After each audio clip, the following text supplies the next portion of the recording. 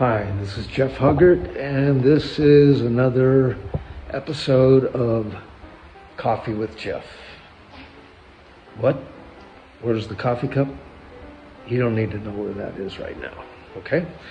I think this episode I decided to talk about scammers that are trying to make money off artists.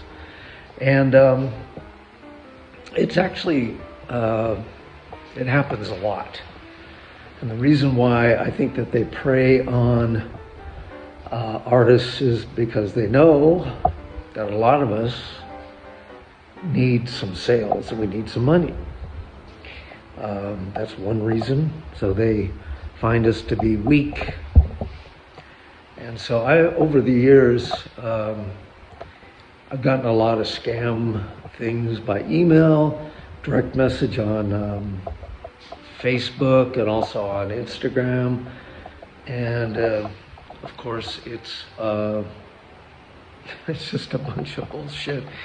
But you have to figure it out. You got to be careful. So you can engage with them because you don't know at first if it's a scam or it's going to actually be a real sale.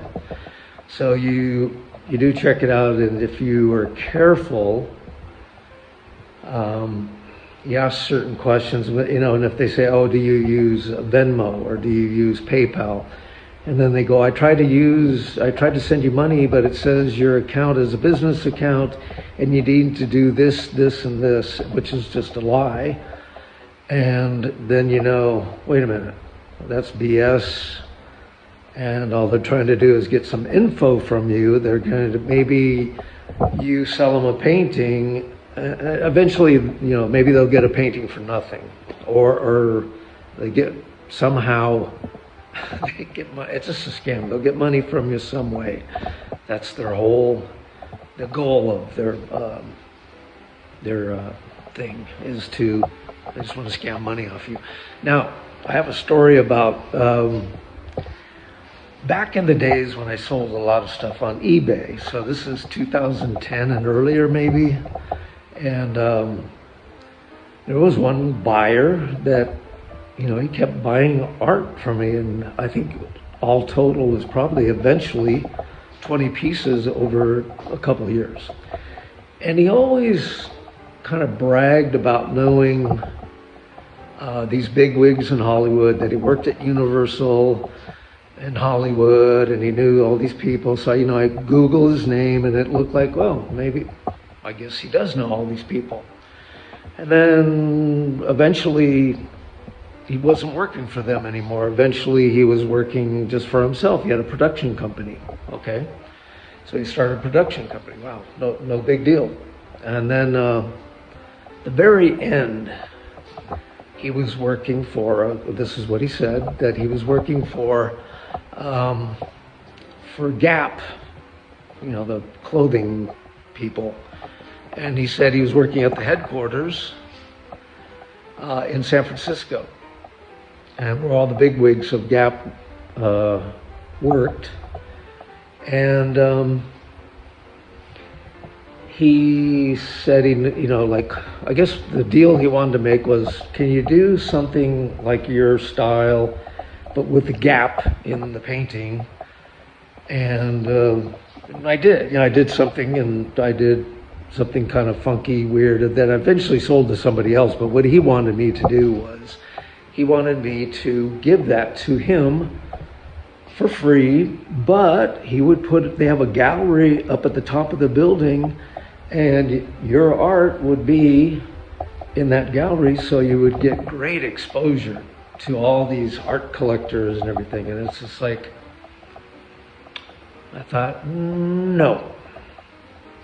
You just go ahead and pay for it, and then I'll send it. And I think after that, he kind of gave up. And what I did was to kind of check on this. I called Gap in San Francisco, and I asked to speak to him. And they said, sorry, there's nobody by that name working here. So it's like, okay. Whatever, he never got any money from me. He bought some paintings. He helped me out by buying like 20 paintings, and that was good. So about 2 years after that, or maybe a year after that, I got a call from the FBI. At first, I thought it was a scammer. I thought, what the hell is this? FBI? Why are they calling me? And so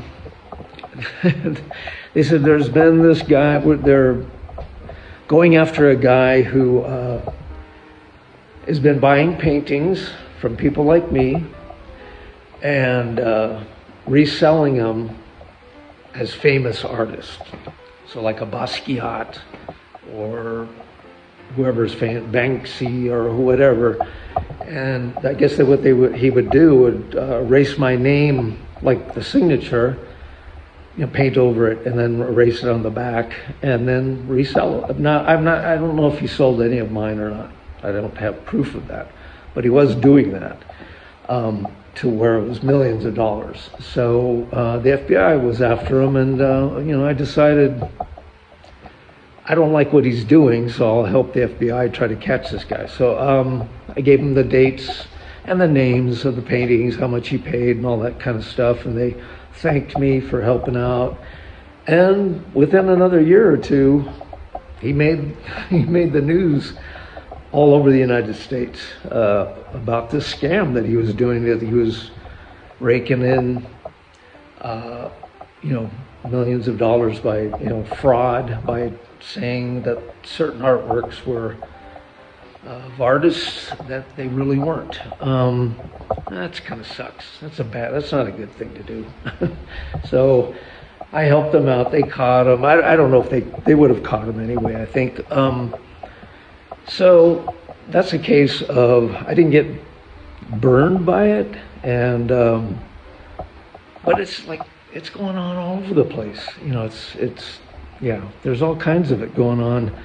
And by the way, if you want to look this up, I'll tell you his name because it's public, whatever, out in the public now.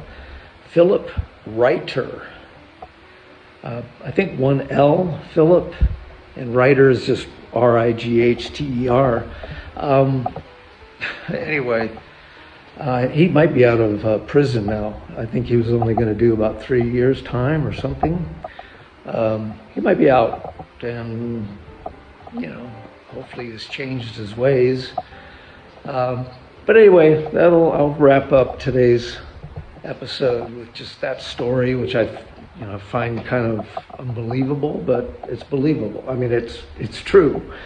And then just watch out if you're a new artist or something, and people approach you online, say, how much I really love your paintings, how much are they? Or, in my case, I tell them, go to my website and you can look at our mall and you can buy them right there. And they don't do that because they don't have any interest in going to my site. So anyway, be careful.